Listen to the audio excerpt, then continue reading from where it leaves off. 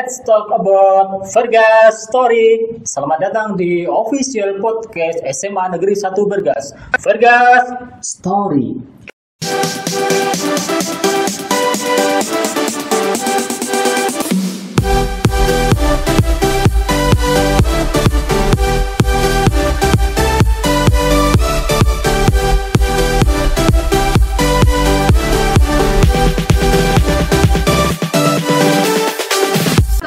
Let's talk about Vergas Story.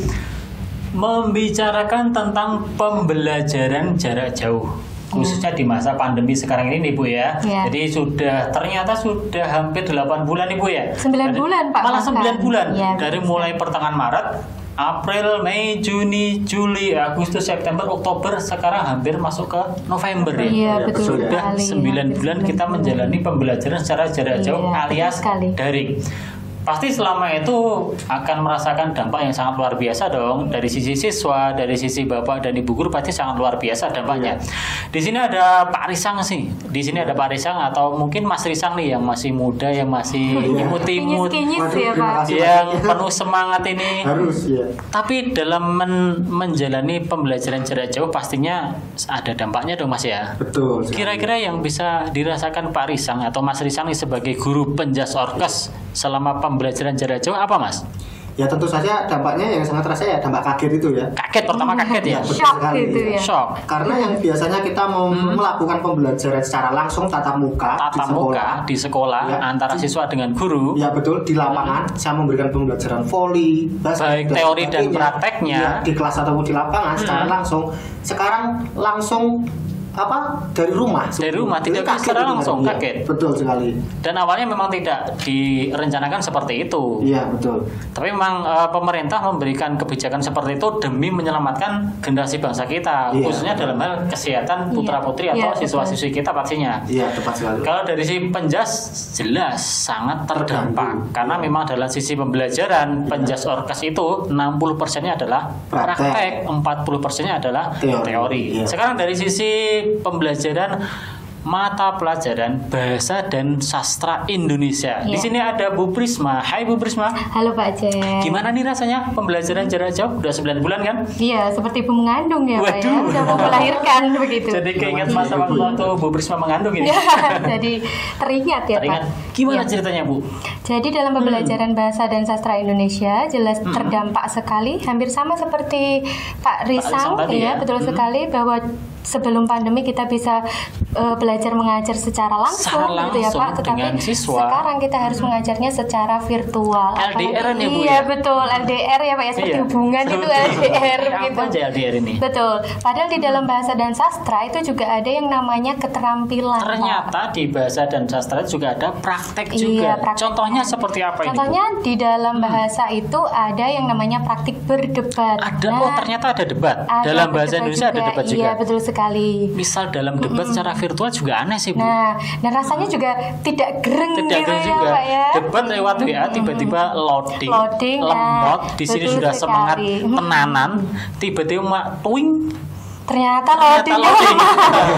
Di sini sudah menggebu-gebu. Rasanya tapi jadi ternyata- lagu ya, Bu, ya? Iya, betul sekali. Satu Kemudian, debat, yang kedua Bu ada lagi. Di dalam sastra Indonesia itu juga ada yang namanya kita praktik membaca puisi juga. Oh iya, ada membaca puisi Gitu. juga, betul-betul. Dan itu juga sangat terdampak sekali karena berbeda ketika kita membaca puisi secara langsung dengan ketika kita membaca puisi secara virtual. Itu hasilnya jelas sekali berbeda. bergantung sarana dan prasarananya. Dari sisi guru jelas ada dampaknya, Jelas, walaupun iya. pasti ada Iya. positif dan juga negatifnya. Iya. Mungkin Pak Risang bisa sedikit lagi menambahkan tentang sisi positifnya dulu aja.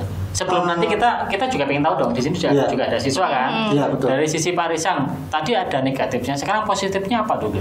Ya positifnya kita kan ini sebagai guru ya Pak Cik, ya. Jadi kita harus dituntut bagaimana kita menemukan metode-metode pembelajaran yang tepat. Ya, dituntut tuh Iya kreativitas. betul. Di sini saya memodifikasi memodifikasi pembelajaran itu Pak jadi. Modifikasi.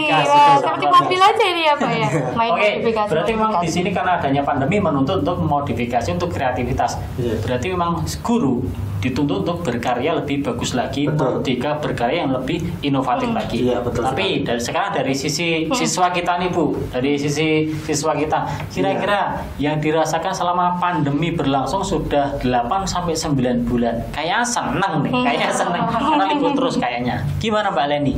Sebagai siswa, saat pertama kali mendapat pengumuman bahwa siswa dianjurkan untuk PJJ di rumah, pembelajaran jarak jauh. Pembelajaran jarak jauh itu siswa pasti merasakan kebahagiaan. Bahagia, Bahagia biasa. Bisa liburan, Bisa libur, Pak. bangun siang. Jelas. Nggak mandi ya. Berapa? Awalnya pasti senang. Awalnya senang sekali, Pak. Yang dulu kan biasanya kalau siswa itu paling suka kalau libur ya nggak sih? Iya, betul, Tapi Pak. kalau ternyata sekarang liburnya belum 8 bulan, Wah, apa yang itu dirasakan? yang dirasakan siswa di rumah jenuh, Jenuh pasti. kesepian, Ternyata siswa di rumah itu kangen kesepian. temen, Pak. Temen apa temen ini? Gurunya gak kangen ini. Sama gurunya juga kangen banget. Sama sekolahnya kangen nggak? Wah, pasti, Pak. Satu lagi, kangen sama uang saku nggak? Wah, itu Pak yang betul-betul itu kangen uang saku, Pak. Berarti Jujur memang sekali. karena adanya pandemi yang awalnya senang lama-lama bosan. Iya, betul. Dan itu mau tidak mau kita harus mulai berdamai dengan kondisi.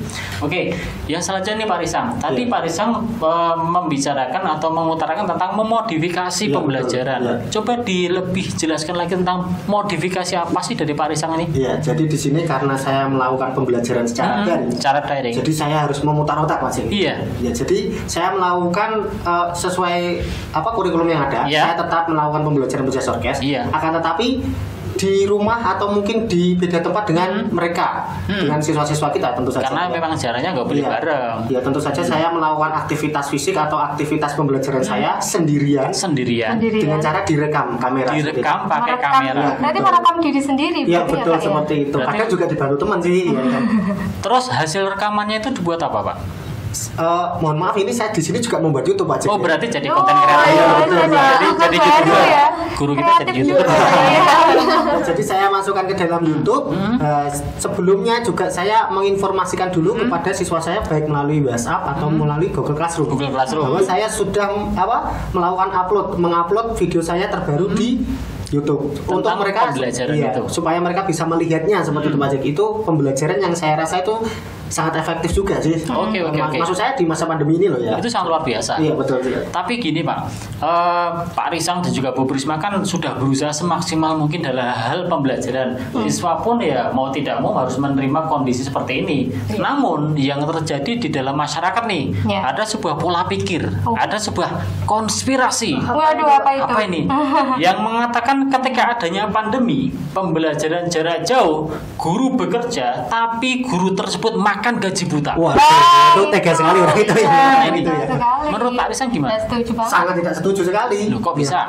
Ya, sebagaimana yang kita ketahui sebagai guru ya Bu Prisma, kita sudah bekerja secara maksimal. Secara maksimal. Iya. Mungkin mereka itu tidak tahu, jadi mereka ya asal ngomong saja seperti itu. Padahal yang kita ketahui kita benar-benar bekerja ya. Bu. Iya, betul Gaji buta sekali. dari mana? Gaji buta Buta dari dari mana? mana? Tadi bahkan Pak Risang menyampaikan bahwasanya untuk atau demi menyampaikan materi itu memodifikasi pembelajaran dengan cara membuat video, Betul. merekam kegiatan aktivitasnya dari pagi, kadang malamnya untuk ngedit. Iya. Seperti itu ya Pak Risang ya. Iya betul. Maka dari itu saya tidak setuju sama sekali dengan betul juga. kata-kata itu. Pak. Iya. Betul.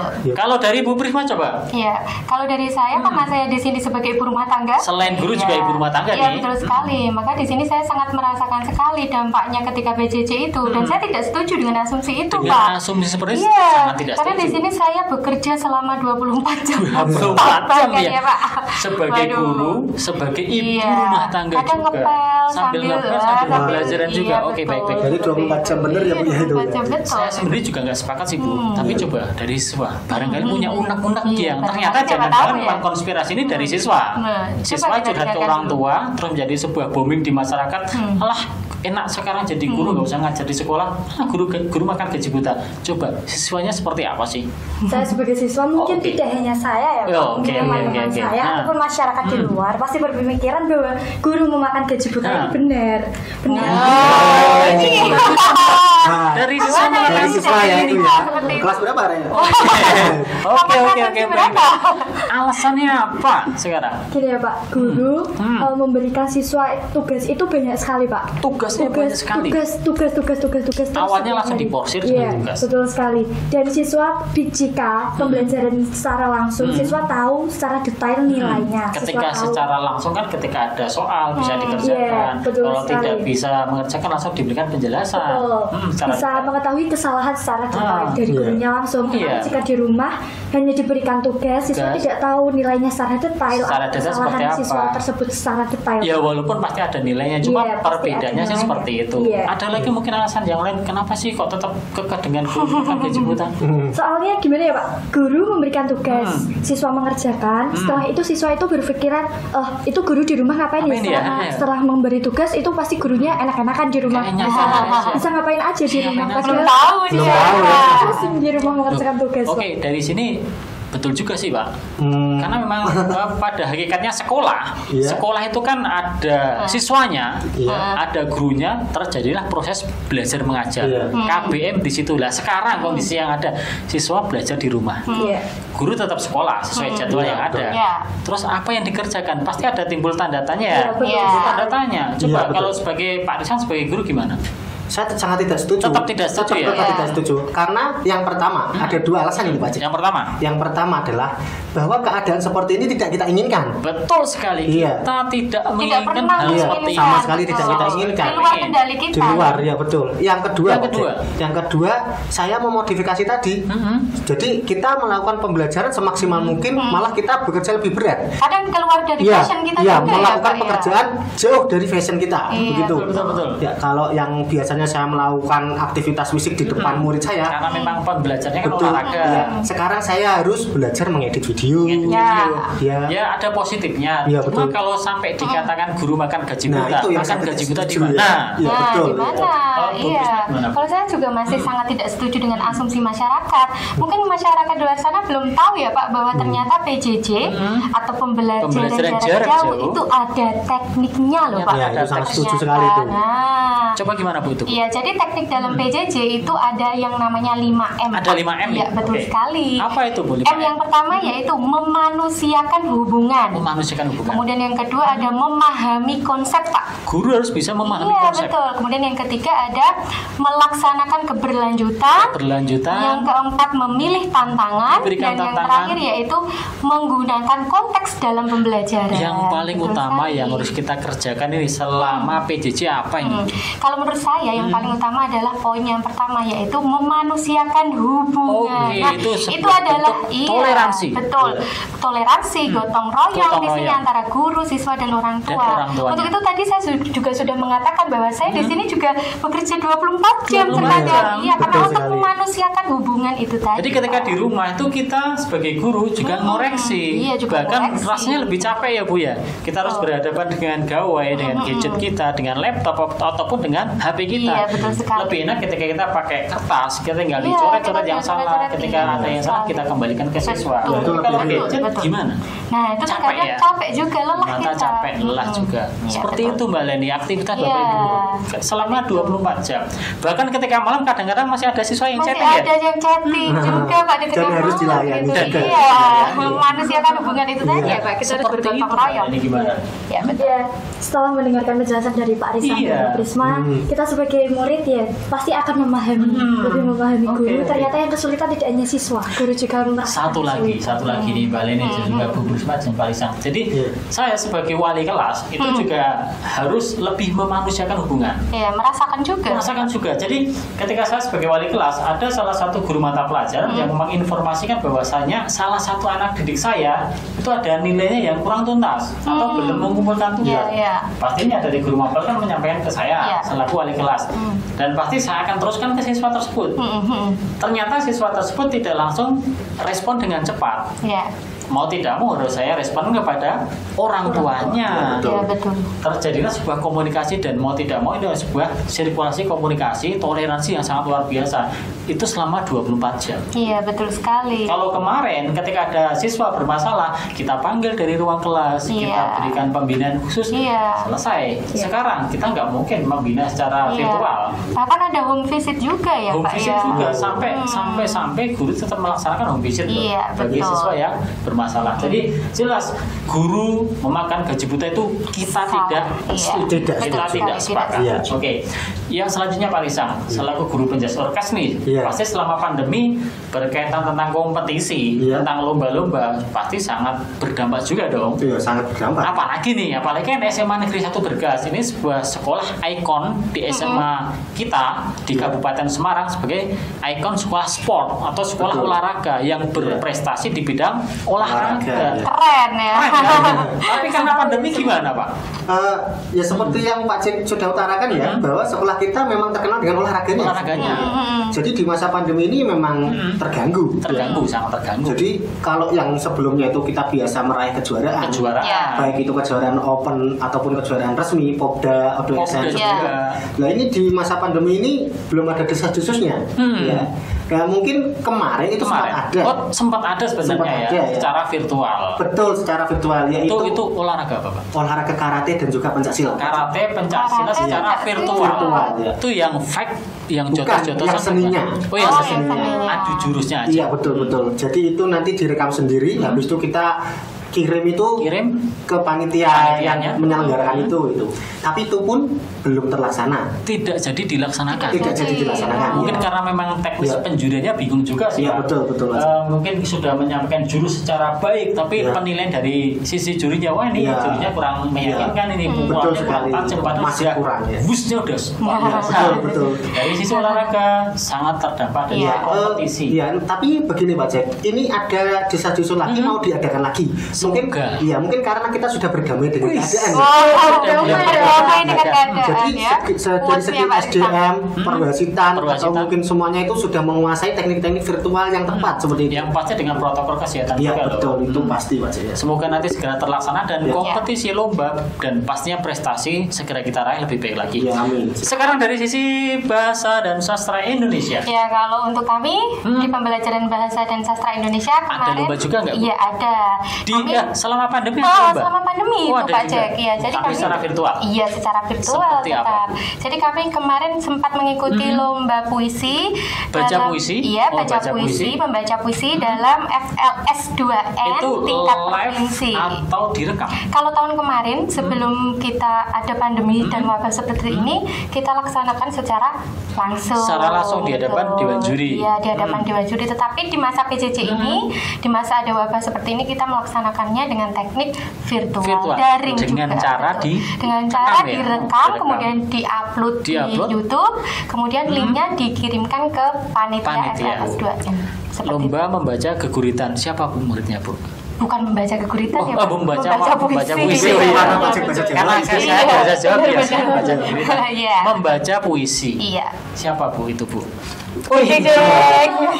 Oke. Sudah ada di sampingnya Bu Risma. Mbak Leni ternyata kemarin mengikuti lomba baca puisi secara virtual. Apa sih yang dirasakan? Yang dirasakan pasti lomba secara virtual ini tidak efektif Pak. Beda sekali dengan lomba secara langsung. Lebih enak yang mana? Lebih enakan secara langsung. Secara langsung. Ya, betul sekali Pak. Perbedaannya di mana? Jika secara langsung kita bisa langsung menatap mata juri. Betul sekali Pak. Kita bisa merasakan feel-nya dapat. Juri dapat melihat mimik wajah secara jelas. Gesturnya jelas, mimik wajah. Suaranya terdengar sangat jelas jika bagus Pak. Tetapi jika kita lewat virtual tergantung sarana dan prasarananya dari Pak. Kameranya. Iya, kameranya. Nanti jadinya kalau bukannya sarana prasarananya kurang mendukung kan jadinya suaranya sebenarnya udah bagus, udah lantang. Ternyata setelah sarana prasarananya kurang jadi kurang bagus hasilnya. Penilaiannya pun otomatis jadi menurun. Jadi memang ini salah satu dampak dari sisi kompetisi. Tadi proses pembelajaran terganggu. Sebenarnya tidak hanya dari sisi pendidikan dong. ekonomi juga terganggu. Tapi karena kita berada di lingkungan pendidikan sangat-sangat terganggu. Betul. Tapi memang mau tidak mau, sisi positifnya kita menjadi guru-guru yang kreatif. Betul. Sisi kan inovatif juga kreatif harusnya mengerjakan tugas yang biasanya pakai kertas sekarang diketik. Jadi merdeka belajar Pak siswa. Betul sekali. Jadi bisa dulu mana kan saja. Belajar hanya di sekolah. Sekarang ternyata di rumah juga bisa. Terus sisi positifnya dari Bapak Ibu guru yang awalnya hanya tatap muka langsung dengan siswa bisa membuat konten-konten kreatif sebagai bentuk inovasi pembelajaran. Oke, satu hal lagi. Selama 8 sampai 9 bulan pasti menemukan hal yang unik.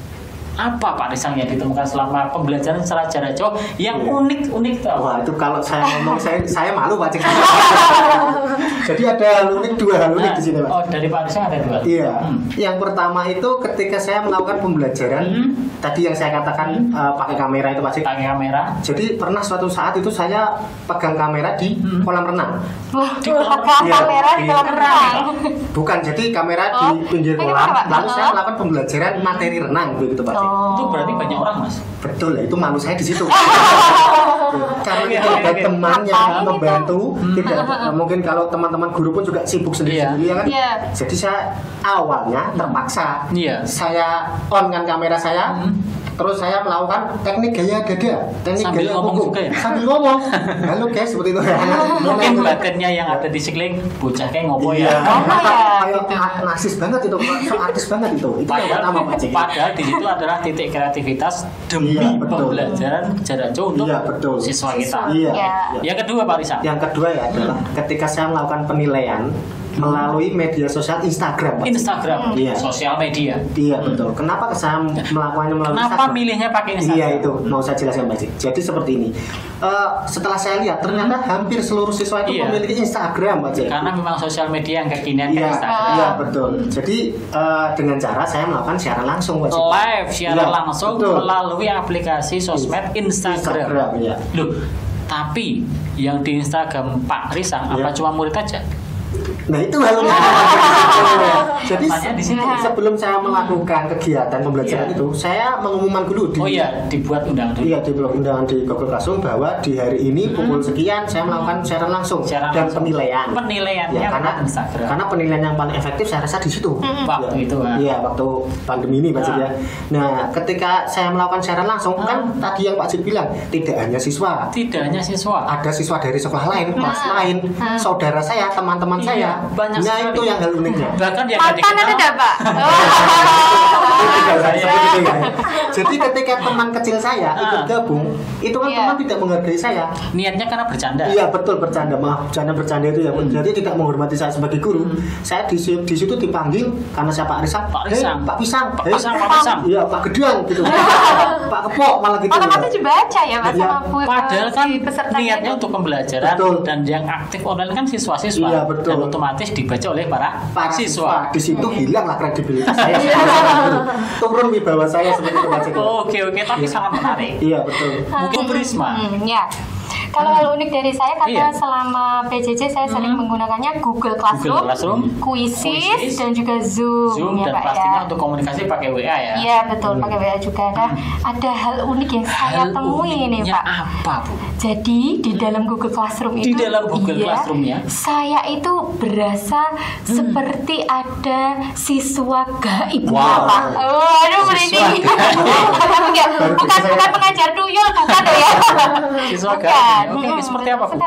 Jadi di sini biasanya kalau kita mengajar ya Pak, pertama kali yang kita berikan kan biasanya formulir presensi daftar hadir, betul, yang harus diisi oleh siswa. Nah, ketika siswa tersebut mengisi daftar hadirnya, ternyata ketika saya cek di daftar hadirnya, betul, ternyata siapa sih ini namanya? Ini namanya siapa? Iya, tidak ada. Ternyata akun yang digunakan siswa itu ternyata berbeda dengan nama aslinya. siswanya. Betul sekali. Ini siswa ini ini anaknya siapa? Iya, ada yang namanya si ganteng, ada si cantik, ada si cewek Gemini. Wow. Nah, bahkan ada yang namanya Satria Bajaringan. Oh, itu sebetulnya juga sama sih. Di Parisan juga sama. Betul sama juga ada kayak gitu. Iya, seperti jadi itu, Pak. Adanya pandemi ternyata murid kita bukannya murid yang biasa-biasa saja. Murid kami bahkan ada bahkan ada siswa yang bukan dari kelas saya itu ikut masuk ke dalam grup. Ada siswa juga yang bukan dari kelas. Nah itu hal uniknya. Iya. Terkadang siswanya berapa yang masuk, ada berapa. Bisa di daftar ini sebenarnya 33, ternyata di itu ada 37. Iya. Itu kan ini siapa ini? Iya, siapa itu? Tanda tanya di situ. Luar biasa. Jadi guru-guru yang sangat super. Kita punya siswa-siswa goib. Baleni. Baleni sekarang Baleni. Apakah ini termasuk siswa goib? Dari Baleni selama 8 bulan PJJ. Iya. Yang jelas pasti kangen dengan Bapak Ibu guru. Itu pasti, Pak. Itu hal uniknya apa selama jauh dari Bapak Ibu guru? Selama pembelajaran jarak jauh. Selama PJJ ini saya mengalami banyak hal unik. Oke, apa Tapi itu? ada yang pertama nih, Pak. Guru memberikan tugas, padahal hari itu bukan mapolnya, Pak. Di hari itu, di jam itu bukan mapolnya. Iya, betul sekali, Pak. Saking semangatnya. Saking rajinnya kita ya, Pak ya. Gitu ya, Bu.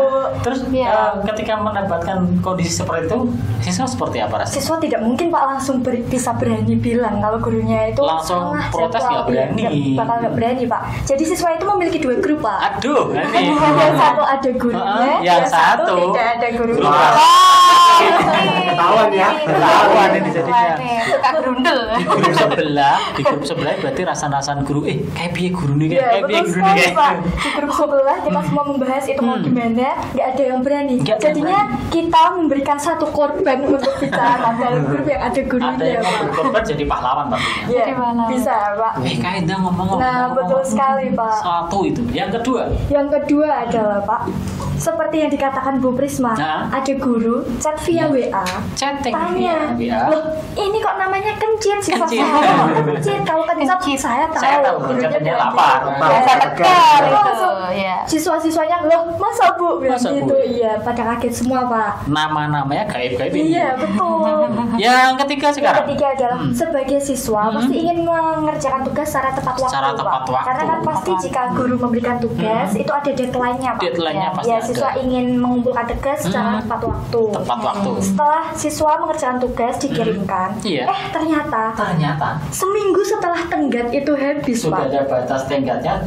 Selang 1 minggu. Iya, betul sekali, Pak. Tugas soal itu dikembalikan kepada siswa, Pak. Ada notifikasi dari Google Classroom bahwa tugas dan soal dikembalikan dari guru Anda. Rasanya gimana? Iya, wah itu rasanya deg-degan buyar langsung kan, Pak. Sudah berusaha mengerjakan, tiba-tiba dikembalikan. Sudah nyantai nih, sudah nyantai, betul sekali. Tugas gue aman ini. Tiba-tiba dikembalikan. Kan pasti kaget sekali, Pak. Tanya sama teman-teman semua, loh kok nggak ada? Ternyata saya buka notifikasi Google Classroom tersebut. Setelah saya buka ternyata tombol serahkan belum saya dari siswa sendiri menyerahkan tugasnya. Jadi dengan adanya pembelajaran jarak jauh di tengah pandemi seperti ini memang pasti ada positif negatifnya. Positifnya dari Parisan dan guru-guru yang lain pastinya jadi pinter dan juga ahli dalam hal membuat konten video, berkreativitas dengan merdeka belajar. Dari Bu Prisma tadi menyampaikan tentang toleransi, tentang hidup bergotong royong antara siswa, orang tua dan juga guru sendiri. Dan yang terakhir, karena pandemi ini sudah berjalan cukup lama, tapi kita jangan sampai kendor ya. Kita jangan sampai kendor. Kita tetap patuhi protokol kesehatan dari pemerintah yaitu 3M. 1, memakai masker. Ini pengganti masker ya. Yang kedua, mencuci tangan. Yang ketiga, menjaga jarak di tengah kerumunan. Ini 3M yang wajib kita patuhi dong supaya kita tetap dalam kondisi sehat untuk memutus mata rantai penyebaran COVID-19 supaya pandemi ini segera berakhir. Ada 3M. Yang keempat dari Pak Risang. Tentu saja membiasakan diri untuk berolahraga. Menjaga kesehatan. Betul. M yang kelima dari Ibu Prisma. Makan makanan bergizi. Kalau saya sebagai ibu. Makan yang bergizi. Iya, betul. Dari Mbak Leni apa ini? Menjaga kebahagiaan. Jangan sampai jenuh, jangan sampai bosan, tetap bahagia. Supaya imun kita dari dalam tubuh kita, mood kita bagus. Dan yang paling penting M yang ke-7, menjalankan ibadah sesuai agama dan kepercayaan berdoa dan beribadah. Semoga pandemi segera berakhir. Semoga kondisi pendidikan semakin berubah dan menjadi lebih baik lagi, tidak seperti sekarang dong, menjadi lebih baik lagi. Perekonomian di Indonesia bahkan di dunia kembali lagi berjalan sebagaimana mestinya. Amin. Seperti itu ya. Dan semoga kita, siswa-siswi kita, keluarga kita selalu diberikan kesehatan. Amin. Kembali beraktivitas tanpa masker lagi, tanpa ada jarak di antara kita, enggak LDR lagi. Oke, terima kasih. Sampai jumpa, sampai ketemu lagi. Semangat.